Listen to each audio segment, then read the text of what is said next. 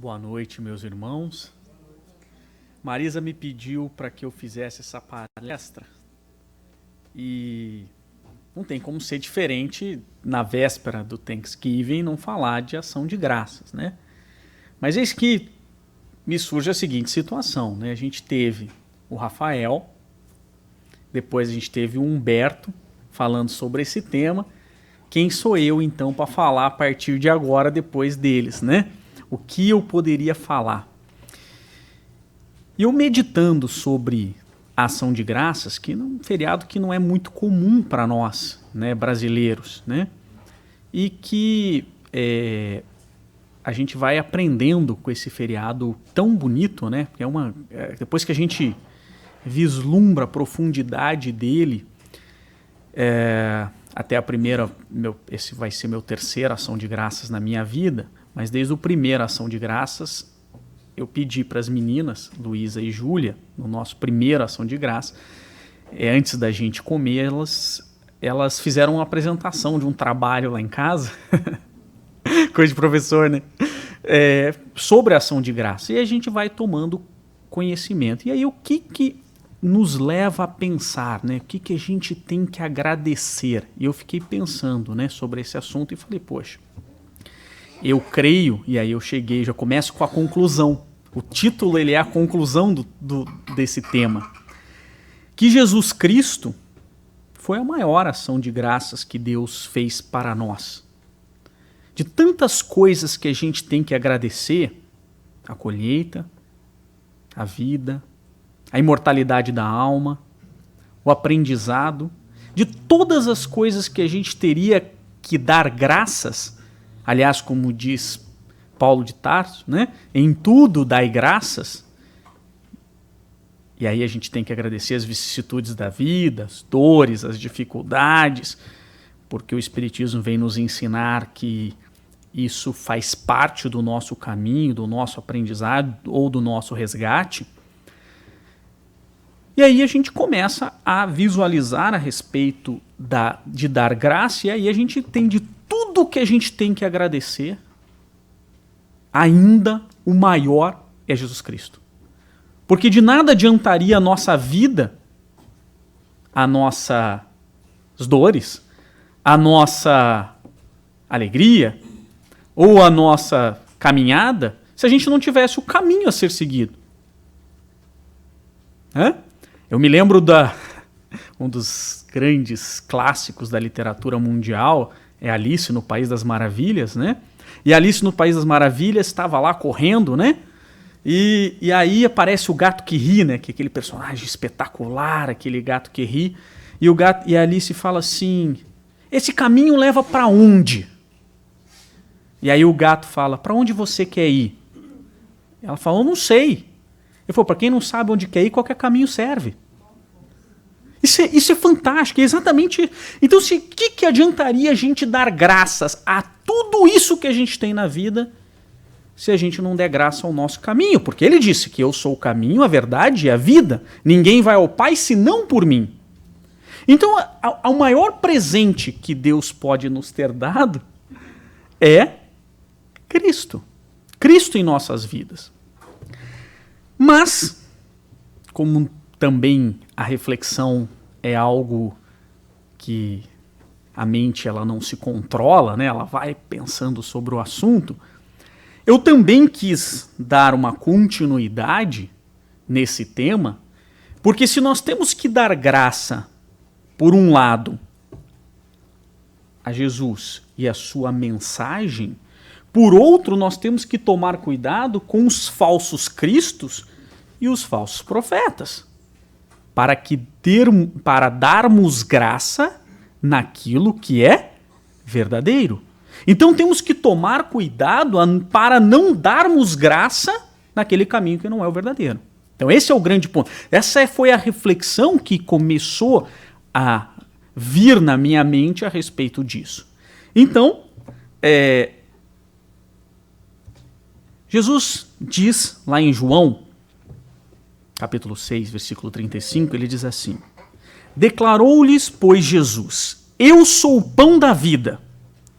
O que vem a mim jamais terá fome, e o que crê em mim jamais terá sede. Essa passagem é muito interessante em João, porque você começa a ler, ele está falando, um pouquinho antes ele está falando da multiplicação dos pães. E aí ele começa essa passagem, já que nós temos que dar graça ao alimento, né? Nós temos que dar graça ao pão da vida.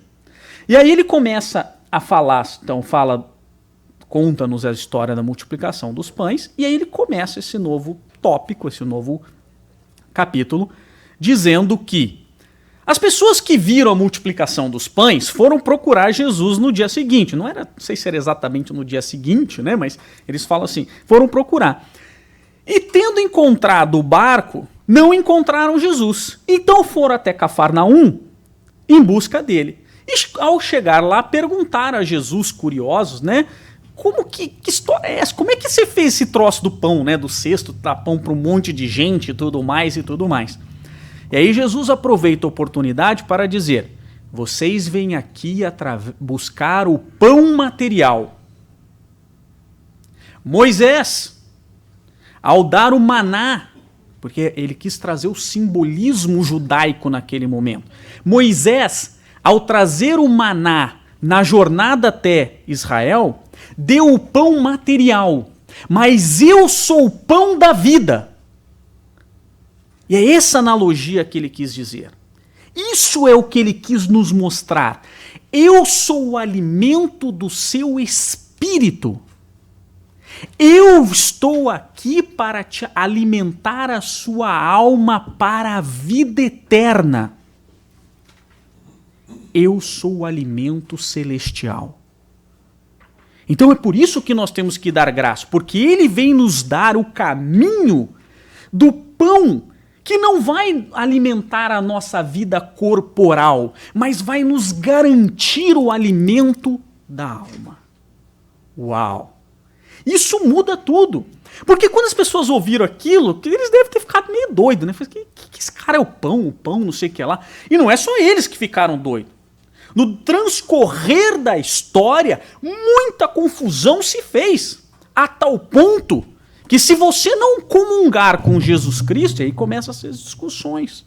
Eu tenho que comungar com o pão ou com o vinho? Eu tenho que comungar o pão, ele pode ter fermento, ele não tem fermento? Essa é a discussão. E se eu não vier aqui e não comungar, eu já não vou me alimentar do pão. E veja, eu não estou contra o simbolismo. Eu quero deixar bem claro que eu sou até a favor, não dentro do espiritismo, dessa ritualística que eu acho muito bonita. Se você pegar a comunhão da Igreja Católica, por exemplo, em que há a celebração, veja, aquilo ali é fantástico. Eu estudei em colégio de padre, né? Então, se você estudar o que significa a ritualística, ela é espetacular. O padre, ele evoca o Espírito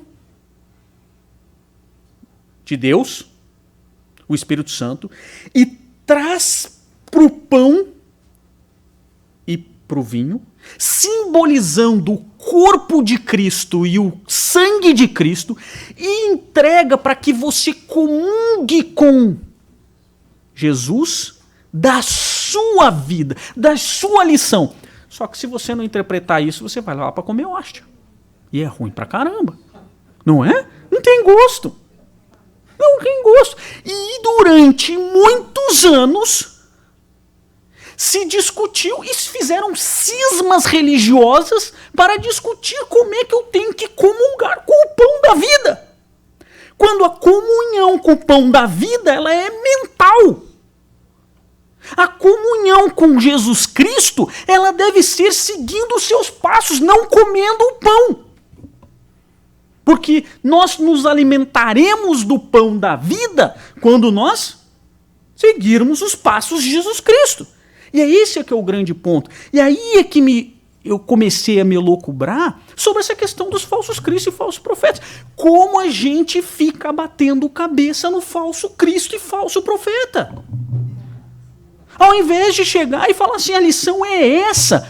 Como é que você vai seguir essa lição? Do jeito que você quiser.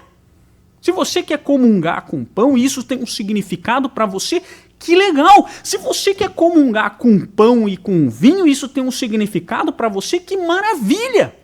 Agora, de nada adianta se você não sorver isso na sua vida. Porque senão você vai ser um falso Cristo e um falso profeta. Você vai seguir o que era falso dentro da lição tão belíssima que nós temos aqui. Isso aqui é lindo, isso aqui é uma poesia. E aí, é que eu chego nesse ponto. Haverá falsos cristos e falsos profetas. Vocês já ouviram essa expressão, sim ou não? Isso foi dito por, além de estar no Evangelho segundo o Espiritismo, naturalmente, foi dito por Jesus. Eu tenho só um cuidado, eu gosto muito do Evangelho segundo o Espiritismo, mas eu também não deixo de ler o Evangelho de Jesus, que sobretudo é o antes do Evangelho segundo o Espiritismo. Então a gente tem que ter isso aqui como base, né? E embora isso seja um tópico do Evangelho segundo o Espiritismo, muito bem trabalhado por Allan Kardec e pelos espíritos que estão ali se manifestando, e dos quais eu vou citá-lo na sequência, é importante que a gente compreenda que essa expressão, haverá falsos cristos e falsos profetas, foi dita por Jesus, e foi dita numa ocasião muito importante. Aonde? No Evangelho de Mateus. O Evangelho de Mateus ele é dividido em 5 sermões. Eu vou fazer um resumo desses sermões para que a gente possa visualizar. O primeiro sermão do Evangelho de Mateus é o Sermão do Monte ou o Sermão da Montanha. Lá tem 2 coisas fundamentais: as bem-aventuranças e o Pai Nosso, a oração do Pai Nosso. Esse sermão é um maravilhoso. Esse sermão é o primeiro sermão de Mateus. Ele é espetacular. Aliás, quem diz isso não sou eu. Mahatma Gandhi, que não era cristão, disse o seguinte: se todos os livros religiosos, todas as escrituras religiosas do mundo desaparecessem e só sobrasse o Sermão do Monte, nada estaria perdido. Uau! Desde que a gente compreenda. E aí é que está o Evangelho segundo o Espiritismo e o brilhantismo de Kardec ao nos explicar muitas das passagens que nos eram meio confusas, como bem-aventurados os aflitos. Né? É uma coisa que parece muito fácil quando você começa a estudar, fala assim, não faz sentido. Bem-aventurado, feliz é aquele que sofre. Aí Kardec vem nos explicar o porquê que nós temos que ser felizes quando sofremos. Mas enfim, o segundo sermão, que começa no capítulo 10, ele vai falar sobre o sermão de procedimentos, aonde Jesus explica como que os apóstolos deveriam pregar a boa nova. E ele fala assim, primeiro, preferencialmente, pegue na casa dos hebreus e tal. Por quê? Porque ele vai dando uma série de procedimentos, e ele explica lá, entre na casa, saudai, que a paz esteja convosco, e se não estiver convosco, você sai dali, bata o pó da sua sandália. Enfim, ele vai explicando por quê. Porque naquele momento os apóstolos ainda não estavam preparados para pregar o evangelho fora do povo judaico, que tinha já há pelo menos 1.500 anos, uma base para entender o evangelho de Jesus. Porque eles tinham recebido a lei mosaica. Tá? Então, por isso que ele dá essa parte do sermão de procedimentos, que também houve muita discussão no futuro, porque especialmente uma discussão fantástica entre Paulo de Tarso e Tiago Menor, que era o apóstolo, né, sobre para quem era o evangelho, que acabou culminando na decisão de Pedro, que é uma das coisas mais lindas que nós vimos, quer dizer, dentro das coisas lindas que existe no Paulo Estevão, é essa brilhante orientação de Pedro para pregar para os gentios. Leiam, fantástico, em Paulo Estevão. Bom, o terceiro sermão é o sermão chamado Sermão das Parábolas, que daí ele vem as parábolas dos reinos, a parábola do semeador, do joio e do trigo e tal, aonde Jesus vai tentar explicar para aquele povo simples o que era o reino de Deus naquilo que eles conheciam no dia a dia. Então ele vai... E é de uma profundidade tão grande essas parábolas que quando a gente começa a estudar é uma coisa maravilhosa. E aí você fala assim, Cara, como ele era espetacular. E aí eu vou chegar no ponto que a gente tem que dar graça, né? Bom, o quarto sermão é o sermão da igreja. Tá? Versa sobre os fiéis, a comunidade, como é que era, parari parará. E também tem a parábola da ovelha perdida, do credor incompassível e tudo mais. E aí ele chega no quinto sermão. E o quinto e último sermão é chamado sermão profético, ou também conhecido como sermão escatológico. Tá? Esse também conhecido também sermão do Monte das Oliveiras. Também você vai encontrar essa expressão também. Então, e o que é isso? Lá no sermão profético, que não pode ser confundido com o Apocalipse de João, lá atrás, mas que é o início do Apocalipse, da fase apocalíptica, onde Jesus fala dessa fase apocalíptica, que hoje nós chamamos de mundo de regeneração, porque fica mais bonito, porque a gente morre de medo do Apocalipse, não é mesmo? Ai, meu Deus do céu, Deus me livre do Apocalipse, não é mesmo? E aí a gente prefere chamar de mundo de regeneração, que fica mais bonito, não é? Dá uma sensação de que vai ficar melhor, não tem? Mas não vai. Lamento para vocês, não sou eu que estou dizendo. Foi Jesus que falou. E só para vocês terem uma ideia de tempo. O tempo é muito complicado, tá? Eu sei, eu não vou falar. Porque todo mundo fica perguntando onde é que vai ter mundo de regeneração. Porque o espírita também tem uma coisa. A gente assume uma nova expressão, mas a gente às vezes não ressignifica o conceito. Então a gente fala assim, não, quando eu morrer eu vou pro umbral. E como é que é o umbral? Ah, lá no umbral tem o Satanás que fica cutucando a gente fica pegando fogo. Não, isso é inferno. Isso é um inferno, isso não é um umbral. Não, mas eu descobri, Deus me livre, eu vi que o André Luiz ficava sofrendo e ele ficava lá.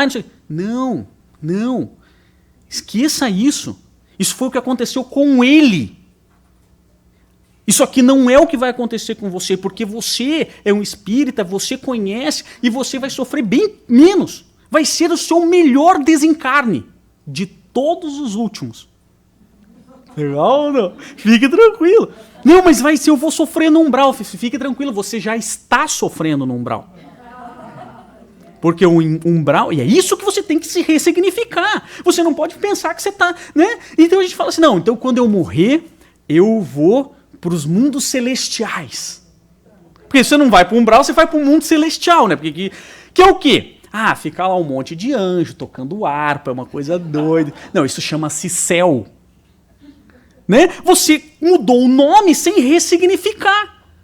Você não vai para lá, você vai continuar trabalhando. E tem um monte de coisa.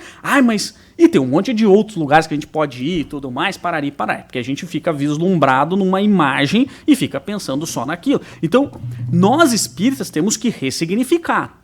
Mundo de regeneração, que a gente fica falando, não, agora acabou o Apocalipse e tal, não sei o que lá, onde é que tá? Bom, segundo especialistas muito mais inteligentes do que eu, e eu vou citar o Haroldo Dutra Dias, disse o seguinte, tem um curso sobre o Apocalipse que é espetacular. Ele diz o seguinte, a fase apocalíptica prevista no sermão profético, ela é uma fase em que Jesus fez a profecia para o ano 100 depois de Cristo, mais ou menos, não é um número calendário, porque nem o calendário é o calendário de verdade. Por isso que a gente tem que entender, porque a gente fica assim, não, porque, senhores, o calendário que a gente tem é uma ficção. Nós não estamos em 2019. Nós achamos que estamos. Jesus não nasceu no dia 25 de dezembro. Ai, Ayrton, vai se comer. Senhores, se o ano é... Veja, uma coisa matemática. Se conta o tempo antes de Cristo e depois de Cristo, Jesus só pode ter nascido no ano zero, no dia zero. Ele não pode ter nascido, porque é mais ou menos, né? Ele não pode ter nascido do dia 25 de dezembro do ano que ele nasceu. Não faz sentido, gente. Então, assim, calendário é uma coisa assim, só pra gente poder, assim, ter uma noção. Porque esse calendário é muito doido, né? Sim ou não? Quando nós fizemos a adaptação do calendário gregoriano, que é o que nós seguimos, do calendário juliano, que era o que seguia, ficou uma coisa meio doida, porque não tinha ano bissexto, os caras contaram errado. Porque tinha que contar, não tinha computador, gente. Isso aí, eles contaram, até o próprio 1º de abril, que é o dia da mentira, porque o ano começava em 1º de abril. No calendário gregoriano, a gente estipulou que o ano vai começar no dia 1º de janeiro. E como os americanos não tinham essa ideia do calendário gregoriano, os americanos continuavam comemorando o início, o primeiro dia do ano, como 1º de abril. Por isso que ficou o dia da mentira. Então, isso tudo é simbólico. Mesmo esse calendário. Se o espírito é imortal, também não faz diferença, né? Combinado? Então, assim, mais ou menos entre o ano 100, então já começou mais ou menos, mas na verdade começou um pouquinho antes, se a gente for ver esse ponto mesmo, aonde Jesus começa é no ano 70, mas é mais ou menos no ano 100, até o ano 3000. Então, o mundo de regeneração, com R maiúsculo, é só depois de 3000, depois de Cristo. Ai, Ayrton, será que a gente vive até lá? Claro que sim, o espírito é imortal, mas não o seu corpo. Não o seu corpo. Então, fique tranquilo. Fique tranquilo. Então, a gente fica naquela ansiedade que o mundo... Não, vamos aproveitar a fase apocalíptica que estamos agora no Armagedon. Vamos aproveitar, porque isso foi um presente de Deus. Sabiam disso? O Apocalipse é um presente de Deus. Porque aqueles que não forem salvos pelo amor serão salvos pela dor. E ao se converterem pela dor, e aí por isso a fase do Armagedon, a gente vai começar a buscar outras coisas. Buscar Cristo, buscar o caminho. E a gente começa a sofrer tanto que a gente vai por esse caminho. Veja como o Apocalipse não é isso que as pessoas pensam. É uma fase que não era para acontecer. Faz sentido isso? Toda previsão é feita, toda profecia é feita para não acontecer. Só que como o espírito é tão evoluído, ele sabe que vai acontecer. Como assim? Isso não faz sentido, isso é uma profecia, por que era... Veja só, vamos lá, vamos entender isso aqui, que isso é muito importante. Veja só, pessoal, parece que teve 2 acidentes aqui, esse último mês aqui na Hillsboro, tá? E por conta disso, a polícia está em cima. Tá toda hora, se você passa um sinal, alguma coisa, passa em alta velocidade, já vem um carro de polícia e ele vai te multar, beleza? Combinado? Combinado. Mas aí termina a palestra, você vai embora, vai para a aula, não sei o que lá, para aí você sai daqui. Então eu fiz uma profecia, eu que tinha um conhecimento um pouquinho acima de outras pessoas, fiz uma profecia. O que você faz? Você sai daqui com a cabeça, não sei o que lá, passa o trem tal, te incomoda, parari, e você, acelera. O que vem? Vem o carro da polícia e te multa. Aí você fala, pô, mas não é que o Ayrton falou? Vejam, toda profecia é feita para não acontecer. Sim ou não? Mas daí você toma multa. Por que a gente toma multa? Porque a gente continua fazendo as coisas erradas. E por que o Apocalipse é um presente? O Apocalipse é um presente porque... porque as pessoas... Quem não se adaptar ao mundo de regeneração vai ser expulso da terra. Não é assim que a gente espírita fala? Tipo um negócio meio vingativo. Você vai... A gente continua pensando a mesma coisa sem ressignificar. Ninguém vai ser expulso, senhores. Ninguém vai ser expulso. Leiam os exilados de Capela. Quando os capelinos foram convidados, está muito claro lá no Exilados de Capela. Ele fala assim, alguns capelinos que não se adequaram ao novo padrão vibratório de Capela foram convidados, alguns milhares. Então vamos considerar que Capela é mais ou menos o tamanho, eu não sei o tamanho de Capela, mas que ele seja do tamanho da Terra. A Terra tem 25 bilhões de espíritos, é o que a espiritualidade nos diz, né? Alguns milhões é nada, sim ou não? É um ou outro. Então, veja o paralelo. Então, alguns milhões de espíritos que não se adequaram foram convidados a continuar a sua caminhada evolutiva no planeta Terra, que estava passando de mundo primitivo para provas e expiações. E eles não só foram convidados, claro que também não tinha como não aceitar o convite, porque eles não iam vibrar naquele momento, mas eles foram convidados. E eles foram, leiam no Exilado, e também está em Caminho da Luz, eles foram recebidos por Jesus Cristo, que agradeceu eles estarem aqui ajudando na nossa evolução. Ou nós como primitivos, ou nós somos os exilados de Capela, a gente vai tentar não ser exilado da Terra, né? Mas tudo bem. Então veja, isso é profecia. E o Apocalipse, ele serve para isso, para nos dar esse chacoalhão. Olha quantas pessoas estão, por conta desse momento, buscando a religiosidade. Agora, quando buscam, às vezes buscam os falsos profetas. E Jesus avisou isso. Ele falou isso, está lá escrito, olha lá. E quando Jesus ia saindo do templo, aproximaram-se dele seus discípulos para que lhe mostrassem a estrutura do templo, porque eles ainda acreditavam numa igreja de Jesus física. E aí eles falam assim, olha qual templo? O templo de Salomão. Vocês já viram o templo de Salomão? Não, é claro, ele não existe, ele foi destruído no ano 70 depois de Cristo. Mas vocês já viram como que era o projeto do templo de Salomão? É uma coisa doida, é uma coisa linda. É uma coisa... Hoje só tem o Muro das Lamentações. E aí eles falam assim, olha, como é que a gente vai competir com a nossa religião aqui, essa religião aí que você está falando? Olha o tamanho desse templo. E Jesus olhou assim e falou, olha lá. Jesus, porém, lhes disse, não vedes tudo isso, né? Em verdade vos digo que não ficará aqui pedra sobre pedra que não seja derrubada. Essa foi a primeira profecia.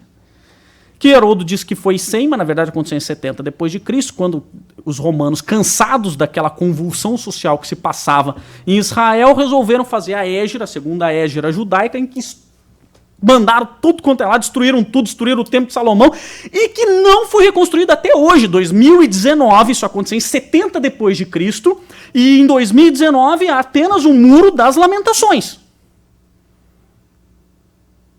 E que só vai acontecer o mundo de regeneração, segundo a crença judaica, e aí alguns malucos ficam querendo mudar a embaixada para Israel, quando Jerusalém pertencer a Israel novamente.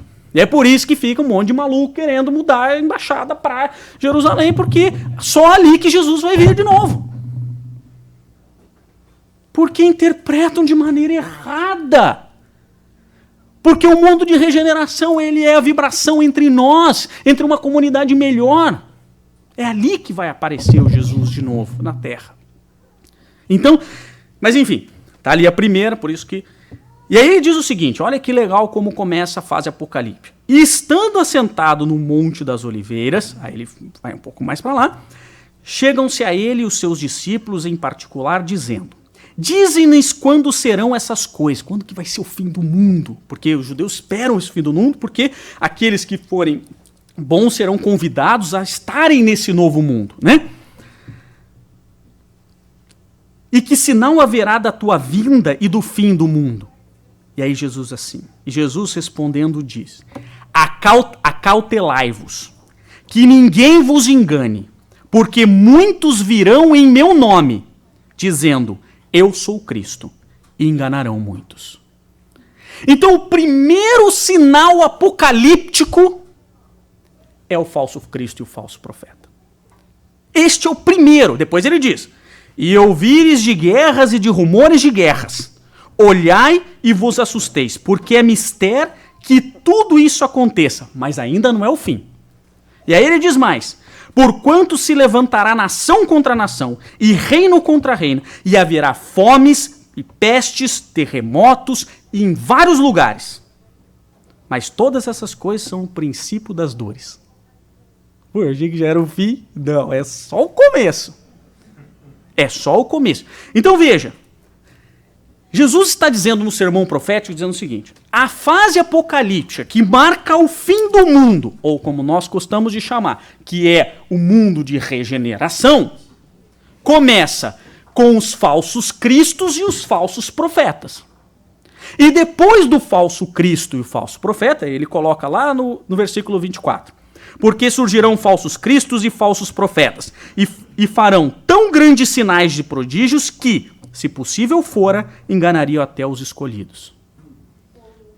Uau! Então ele fala assim, não é brincadeira esses caras que estão vindo aqui para te enganar.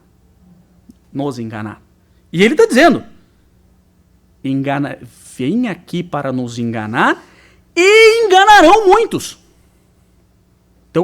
Então o primeiro sinal da fase apocalíptica, que marca essa transição até o mundo de regeneração, haverá falsos cristos e falsos profetas. Porque eles vêm desvirtuar o ensinamento dado pelo Evangelho de Jesus Cristo, para que nós não cheguemos no mundo. É isso que Jesus está dizendo. E aí depois disso vai ter guerra, vai ter fome, vai ter peste, mas é a primeira coisa. E eu poderia estar falando várias coisas, quase sinais, onde está, mas eu vou deixar o merchandising para você ler A Caminho da Luz, de Emmanuel, onde estará escrito lá quem é a besta apocalíptica, quantas são as 30 semanas, não sei o que lá, quem que foi o primeiro dos falsos cristos que dizia, você sabe muito bem, e tudo mais. E como é que funciona tudo isso? Isso aí eu vou deixar para Emmanuel contar isso para vocês. Mas o que eu quero mostrar para vocês, e aí é que eu quero chegar no grande ponto, porque é muito fácil apontar os falsos cristos e os falsos profetas na tal religião ou naquela outra. Mas eu quero apontar para nós. Quantos de nós espíritas estamos sendo falsos cristos e falsos profetas? Quantos de nós espíritas estamos profetizando de maneira falsa? Ao repercutir informações não verdadeiras, ao repercutir informações não sensatas, né? E é isso, cuidado. E não sou eu que estou dizendo. Quem está dizendo isso aqui é Kardec. E Kardec, então, escreve um capítulo no Evangelho segundo o Espiritismo, dizendo: haverá falsos cristos e falsos profetas. E ele alerta nas mensagens dos Espíritos para nós. Porque nós também somos portadores da Boa Nova. E se vamos dar graça a Jesus Cristo, temos que dar graça ao caminho dele. Se vamos nos alimentar do pão da vida, temos que nos alimentar do pão da vida como Jesus nos ensinou. E não professarmos o pão embolorado da vida. Porque isso é o falso Cristo e o falso profeta. É fornecer às pessoas o pão embolorado da vida. Então o primeiro alerta que nos faz, e olha como uma coisa interessante. Se vos disserem, o Cristo está aqui, e quando eu falo Cristo, quando o Luiz, né, a mensagem de 1861 de Bordeaux, quando ele fala, o Cristo está aqui, pode ser qualquer um. Olha, pessoal, eu falo com o Espírito de Verdade. Eu falo com Bezerra de Menezes. Só Bezerra de Menezes só fala por intermédio da minha boca. Então a gente tem que ser cético. E eu sou muito cético. Às vezes eu sei que às vezes eu sou muito duro, as pessoas falam, mas eu tenho que ser, porque olha o que está escrito. Quando disserem o Cristo está aqui, não vades. Ao contrário, tende-vos em guarda, porquanto numerosos serão os falsos profetas. Não vedes que as folhas da figueira começam a branquear? Não vedes os seus múltiplos rebentos aguardando a época da floração? E não vos disse, o já sabeis, que má é a árvore? Se, porém, são doces e saudáveis, direis, nada que seja puro pode provir de fonte mais. Ou seja, é o que Jesus falou. Conhecer a árvore pelo fruto. Então muitas pessoas chegam para mim, porque lá na minha casa espírita, todo final da sessão e tal, vem Bezerra de Menezes, no outro ano São Francisco, Paulo de Tarso, assim, nossa, que legal. Eu falo assim, aí eu pego, não esse aqui, né? Eu pego Obras Póstumas. Aí eu vou lá no Obras Póstumas e falo assim, é quando começa lá, imitação ao Evangelho, tem um tópico lá, imitação do Evangelho, que era o Evangelho segundo o Espiritismo. E aí, que chamava-se imitação ao Evangelho, antes de chamar Evangelho segundo o Espiritismo. E aí eu falo assim, Espírito de Verdade, se comunicando com Kardec. Então, quem é o Espírito de Verdade? Fica um merchandising para a minha palestra, o Espírito de Verdade. Então, mas, o Espírito de Verdade diz assim para Kardec, olha, eu vou ser teu guia e tal, sou um espírito familiar. Aí o Kardec pergunta como é que é teu nome, ele fala o Espírito de Verdade. E aí ele fala, tá, beleza e tal. Por acaso tereis habitado no mundo e tal, uma personalidade conhecida? Ele fala, para você eu sou a verdade. E tô aqui para tentar te ajudar. Legal, Léo? Isso é no início da codificação. E aí ele fala assim, eu posso te chamar aqui em casa para você me ajudar e tal? Ele fala assim, o Espírito de Verdade que ia auxiliar Allan Kardec responde assim, eu te disponibilizo 1/4 de hora uma vez por mês. Então, para Allan Kardec, o codificador da doutrina, o Espírito de Verdade, dá 15 minutos uma vez por mês, para o nosso centro, toda a sessão ele tem o Espírito de Verdade se manifestando. Eu acho que é possível, só não acho provável. Esse é que Isso é ser espírita, nós temos que ser céticos. Qual é o fundamento? Onde é que está escrito? Qual é a lei? É a minha parte, como advogado. Está escrito em qual lei? Qual é a lei que está escrito isso que você está me dizendo? Não, só para eu saber, né? Porque se contrariar a lei que eu conheço, eu acho que é possível. É possível o espírito de verdade se manifestar? É possível, só não é provável. É isso que a gente tem que ver. Eu não estou duvidando de você. Eu só acho pouco provável que aconteça toda semana, né? E aí eu vejo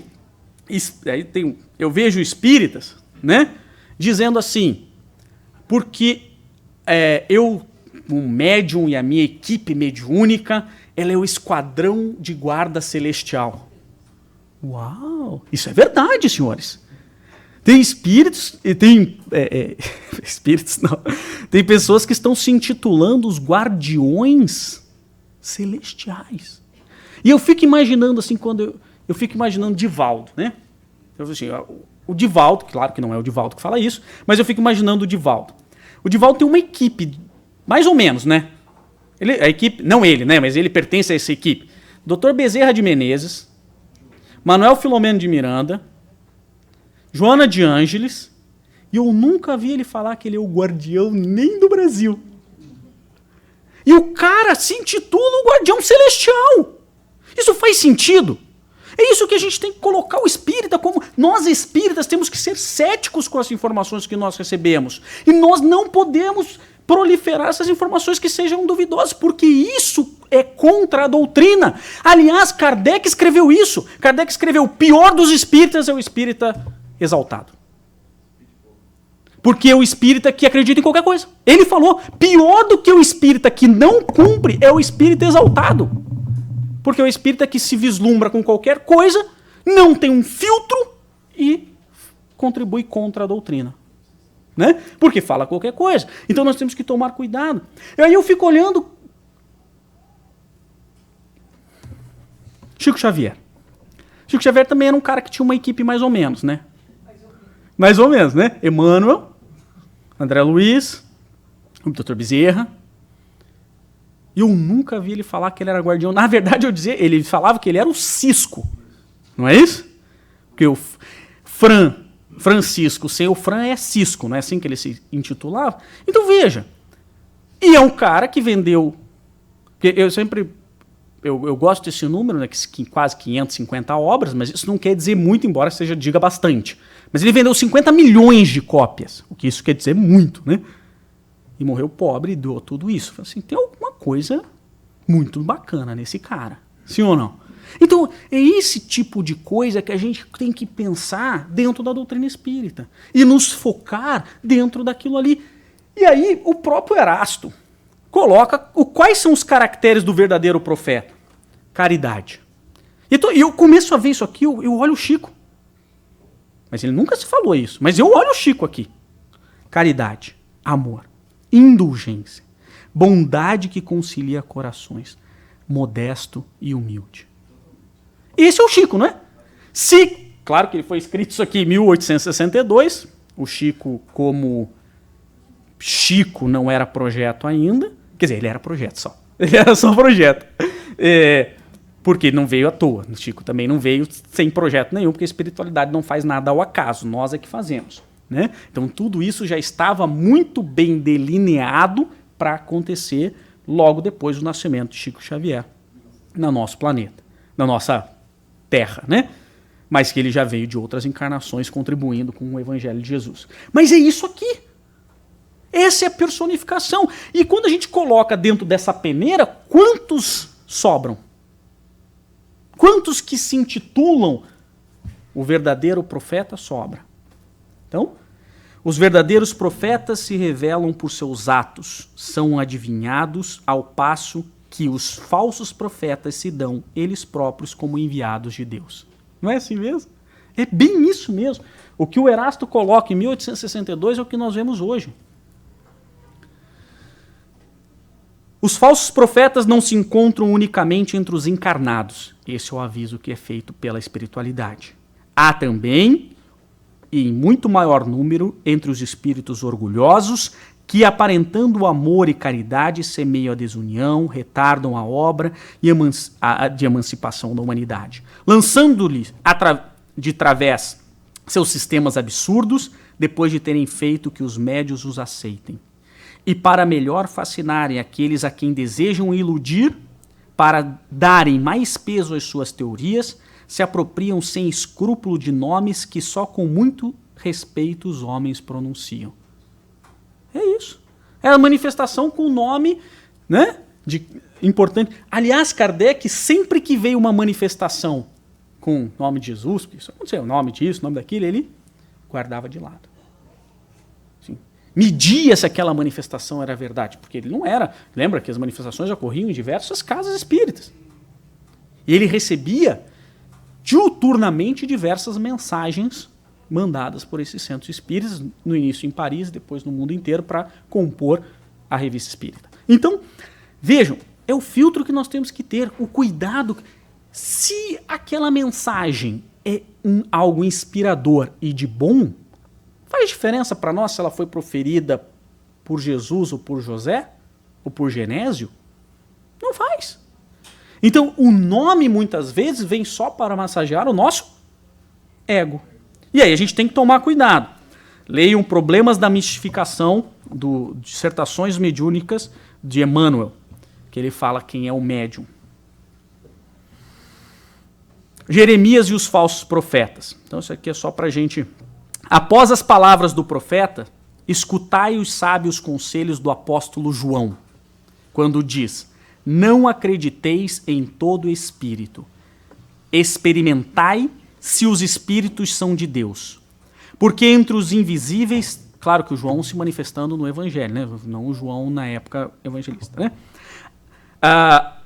Aliás, o João, o evangelista, ele é o responsável pelo espiritismo, né? Então, só para a gente situar onde que ele é, nas mãos dele ficou a responsabilidade pelo espiritismo e através da pleiade do espírito de verdade e tudo mais. Só para a gente fazer esse adendo.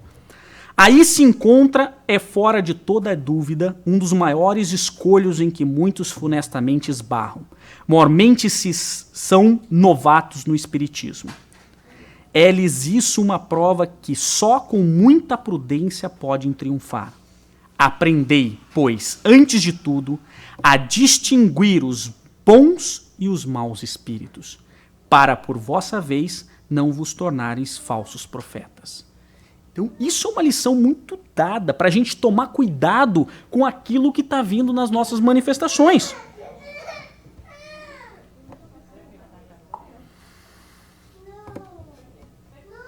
E aí, diante de tudo isso que nos é alertado pela doutrina espírita, eu quero regressar à ação de graças. A ação de graças que é nos dado desde 2000 anos atrás, porque Jesus é o cara mais precavido que tem, sim ou não? Sim. Com certeza. Quem é mineiro aqui? Porque mineiro acha que é precavido, né? Mineiro fala assim, eu sou precavido, não é isso? Mineiro é precavido, né? Veja, até aquela história que o mineiro estava chegando na estação de trem, né? Aí ele chegando rapidinho, a hora que ele chegou na estação de trem, o trem passou, foi embora. Aí o rapaz virou e falou assim, mineirinho, perdeu o trem hoje. Se fosse hoje, eu ia perder.